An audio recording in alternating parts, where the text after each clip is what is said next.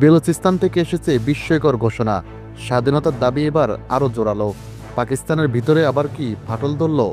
আন্তর্জাতিক মহলে উঠেছে প্রশ্ন, এবার কি বেলুচিস্তান সত্যি স্বাধীন হবে? সম্প্রতি বালুচ নেতারা একাধিক আন্তর্জাতিক সংবাদ মাধ্যমে দাবি করেছেন তারা পাকিস্তান থেকে স্বাধীন হতে চায়। ইতিমধ্যে তারা একটি স্বতন্ত্র সরকারের ঘোষণা দিয়েছে এবং আন্তর্জাতিক স্বীকৃতির জন্য কাজ শুরু করেছে। বেলুচিস্তানের স্বাধীনতার এই দাবি পাকিস্তানে আন্তর্জাতিক অঙ্গনে তুলছে ঝড়।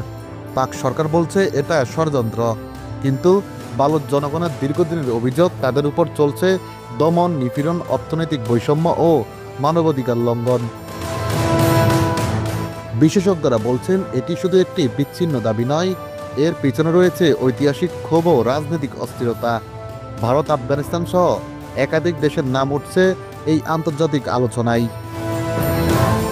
তবে প্রশ্ন একটাই, এই স্বাধীনতার দাবি কি বাস্তবে রূপ নেবে, নাকি আবারও চাপা পড়ে যাবে ইতিহাসের পাতায়?